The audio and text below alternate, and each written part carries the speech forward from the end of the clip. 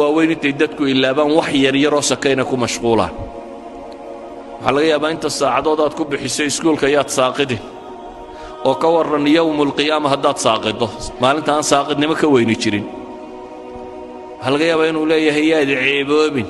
oo ka waran qiyaamaha marka reer nebi aadam oo dhan la isu keeno haddaad ceebowdo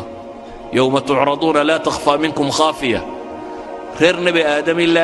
ilaa ka u dambeeya goobay taagan yihiin haddaad ceebowdo waxa laga yaabaa inaad sileedahay noloshu way kugu adagtee fududee oo ka waran maalinta 50,000 oo sannadooda noloshaynu joogno dhamma waa imisa 60 sano 70 sano 80 sano ka waran maalin 50,000 oo sannadooda haddaad cadaabanto intaan janniya naarba la isla gaadhin kaana 50,000 sana maalina qiyaamuhu waa maalin 50,000 oo sannadooda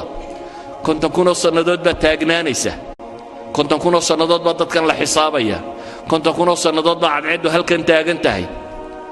50,000 oo sannadood baad waxaad harsanaysaa waxaad xoogsatay ee hadafkaasi aad u xoogsatay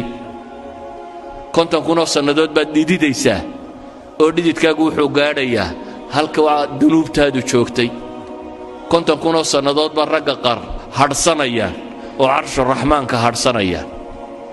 ay ka mid ahaayeen dhallinyaradii ku kobocday maxay ilaahay cibaadadiis madaxdii cadaaladda samaysay kuwii habeenkii istaagay ee ishooda ay ooyaysay kuwii gacantooda midig waxay bixinaysa gacantooda bidixaanay ogayn